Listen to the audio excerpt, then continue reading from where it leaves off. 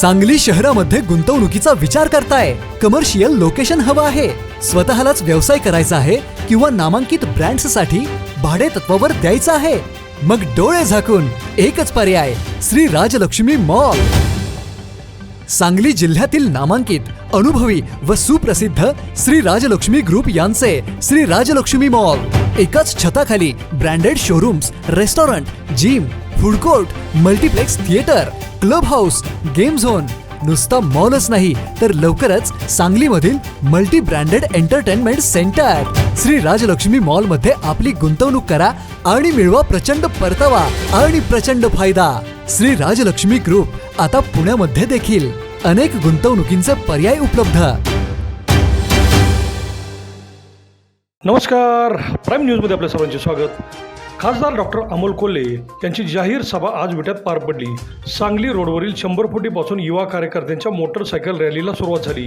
Advocate वैभव पाटील व खासदार doctor Amol Kolhe हे मिरवणुकीने सभास्थळी आले. रस्त्यातून येताना प्रचंड गर्दी त्यांना पाहण्यासाठी झाली होती. प्रचंड जनसागरासमोर बोलताना ॲडव्होकेट वैभव पाटील यांनी विरोधकांवर जोरदार घणाघात केला. पाहूयात काय म्हणालेत ते. विश्वासानं आदरणीय पवारसाहेब असतील, आदरणीय उद्धवजी ठाकरे साहेब असतील, आदरणीय राहुलजी गांधी असतील, यांनी जी महाविकास आघाडी बनवली आहे ना, त्या आघाडीला अनेक मित्रपक्षांनी पाठिंबा दिला आहे. त्यांनी जो विश्वास दाखवून मला ही इथं उमेदवारी दिली आहे, तर नक्की 23 तारखेला आम्ही तुम्हाला महाविकास आघाडीचा आमदार नक्की ह्या मतदारसंघातून निवडून देऊ, ही 100% खात्री मला या निमित्तानं वाटते.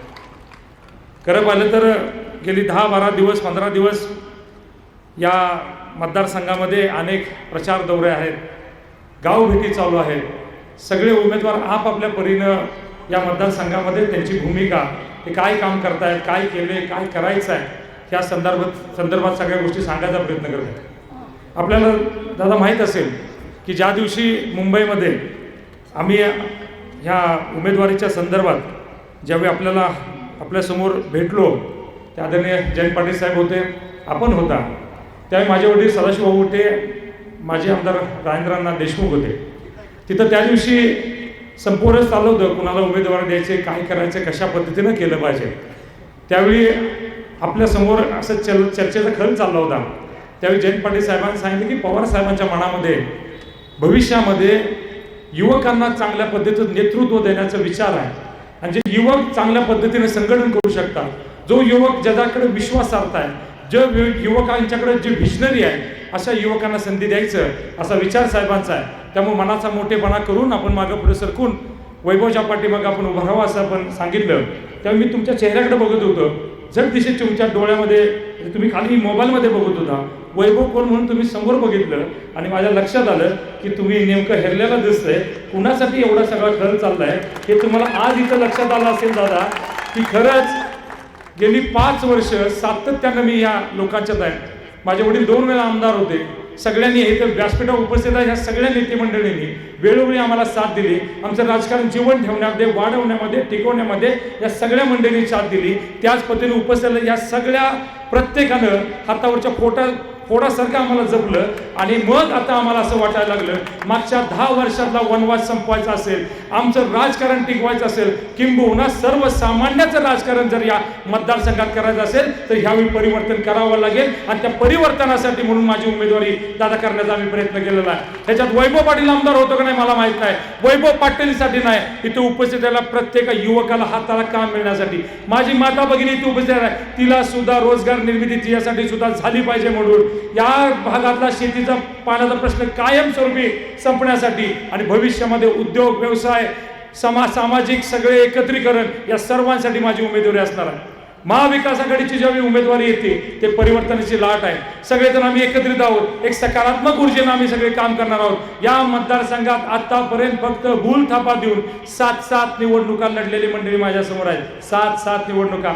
ज्या कैलासवासी वसंतदादांनी स्वप्न बघितलं, या सांगली जिल्ह्याच्या पूर्व भागामध्ये शेतीचा पाण्याचा प्रश्न असेल, पिण्याच्या पाण्याचा प्रश्न असेल, हे संपवण्यासाठी मला कृष्णेचं पाणी या परिसरात नेलं पाहिजे. हे 40 वर्षापूर्वी बघितलेलं स्वप्न त्या टप्प्यापर्यंत येतो. आता जवळजवळ 42-44 वर्ष होत आले या कामासाठी. मग हे नेते मंडळी म्हणतायत की आम्ही ह्या 20 वर्षातच पाणी आणलंय, परंतु कैलासवासी वसंतदादांच्या पासून आदरणीय आदरणीय राजारामबापू पाटील असतील आणि तत्कालीन सगळे नेते मंडळी असेल, त्या प्रत्येकाने काम केलं, ते पाणी आणलंय. त्यामुळे कुणीही या पाण्यावरती बोलण्यापेक्षा पाण्याच्या बरोबरीने या मतदारसंघात आणि आपण काय उभा केलं ह्याच्यावरती खरं बोललं पाहिजे.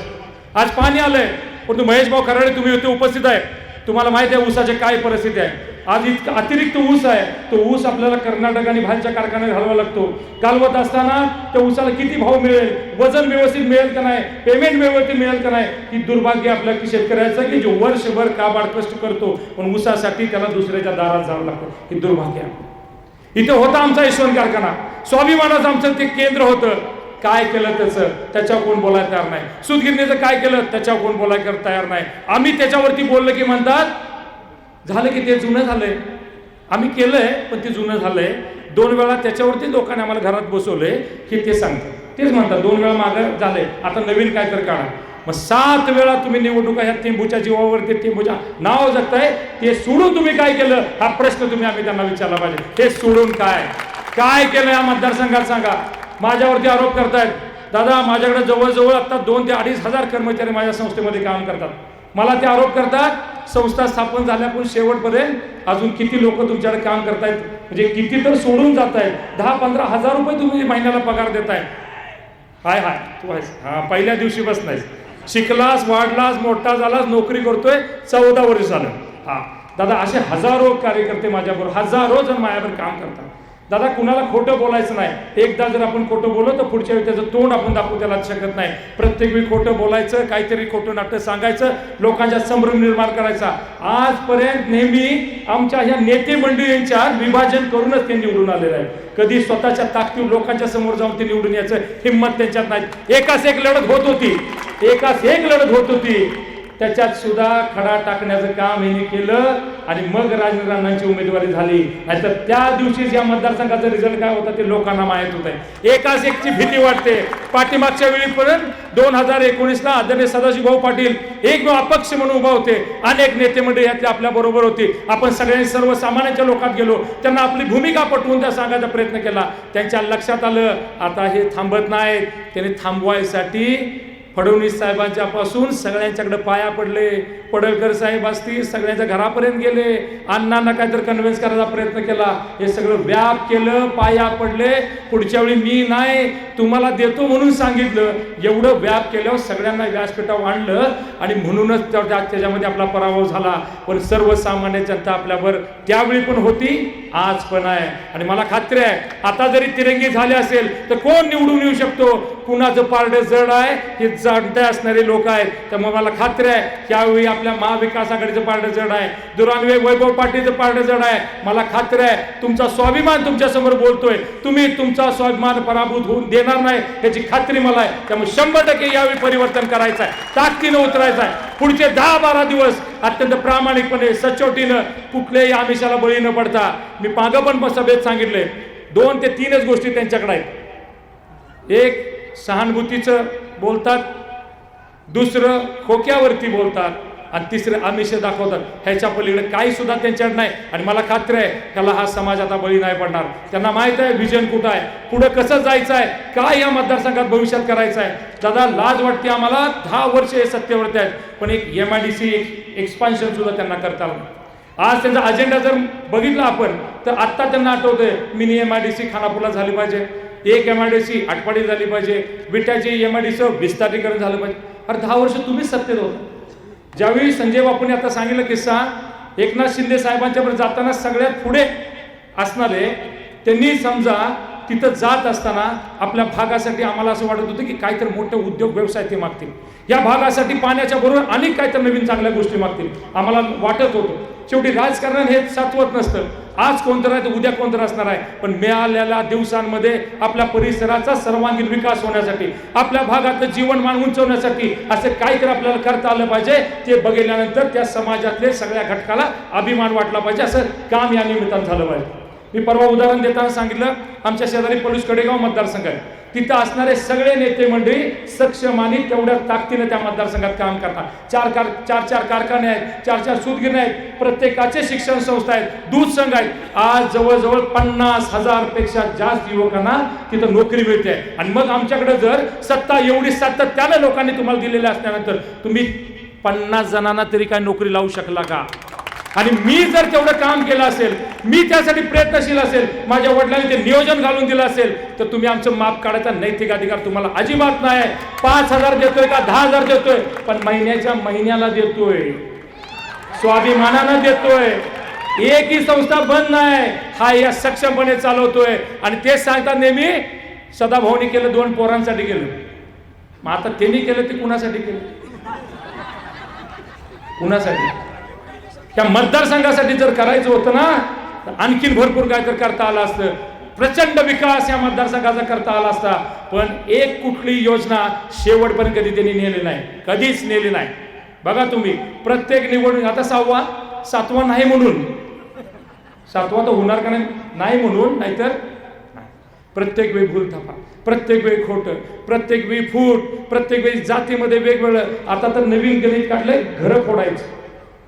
आमच्यात पण प्रयोग केला होता, आमच्या घरात सरळ केलं, भाऊ आमच्यात असं सगळ्यात. दुसरं काय नाही.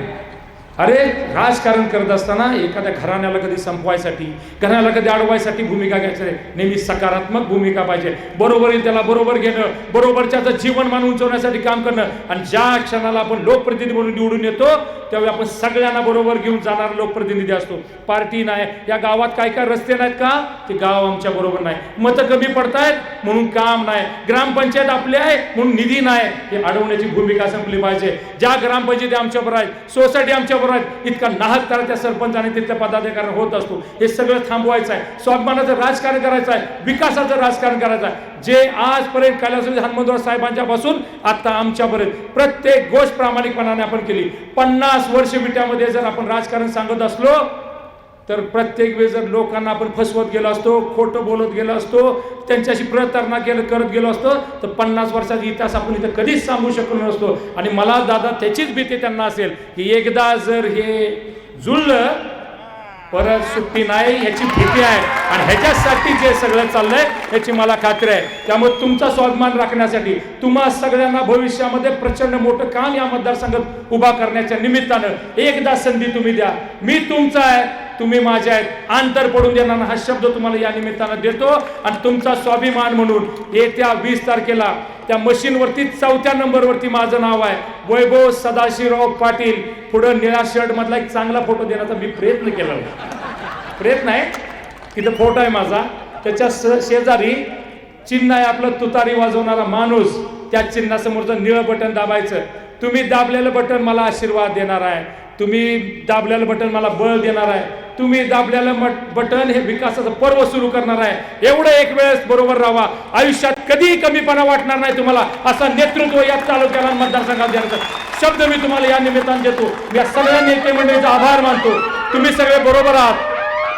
माझ्या अर्ज भरायच्या सभेला बरेच तुम्ही नव्हता. बापू लय वाईट वाटत. मी हे बापू असतील सगळे तुम्ही बरेच जण नव्हते. हो का, मला उमेदवारी मिळत असताना माझा काही त्याच्यामध्ये स्वार्थ नव्हता. फक्त काय करून दाखवायचं, या मतदारसंघात काही काम करायचं. मी उमेदवारी माझा प्रामाणिकपणा होता. मी 5 वर्ष सातत्याने लोकांच्या राहायचा प्रयत्न केला. मी सुखदुःखाला गेलो, वाढदिवस केले, डोहाळ जेवणाला बोलवलं तरी पण मी गेलो. मला काही कमीपणा वाटत नाही. बापू मला असं वाटतंय, मी जेवढ्यांचे वाढदिवसाला फोन केलेत ना, तेवढ्याने जरी मला मतदान केलं तरी वैभव पाटील निवडून येतो. इतकं संपर्कात मी लोकांचा, एवढ्या संपर्कात राहतो. सगळ्यांच्या सुखदुःखाला गेलो. मला वाटत होतं मी करून दाखवू शकतो. बाप मोठा असतं, लय मोठा असतं. मी माझे 3 पिढ्याचं हे सांगतो. प्रचंड मोठं आमच्या याच्यामध्ये संस्कार आहेत. आणि आज सुद्धा त्यांच्या नजरेच्या टप्प्यात आम्ही आहोत. त्यामुळं अपिलेट अथॉरिटी आपल्याकडे आहे. चुकलं दादाचं तर भाऊ आहेत. 100% तुम्हाला न्याय आहे. अजिबात अडचण येणार नाही. हे आपल्याला भविष्य काळात करायचं आहे. सगळे तुम्ही बरोबर राहताय. तुमच्या सगळ्या वडीलधाऱ्यांचा मान सन्मान राखणं, सर्व पक्षांच्या ज्या काही गोष्टी आहेत त्या प्रत्येकाच्या बरोबर राहण्याचा कधीही तुम्हाला कमीपणाही वाटणार नाही. कधी तुमचा अनादर केला जाणार नाही. तुम्ही सगळेजण बरोबर आहेत याचं 100% मी जाणीव ठेवून भविष्यात 5 वर्षात प्रामाणिकपणे काम करेन हा शब्द तुम्हाला या निमित्ताने देतो आणि पुन्हा एकदा इतक्या भरघोस संख्येनं तुम्ही उपस्थित राहिला त्याबद्दल सगळ्यांचं धन्यवाद मानतो आणि थांबतो. जय हिंद, जय महाराष्ट्र.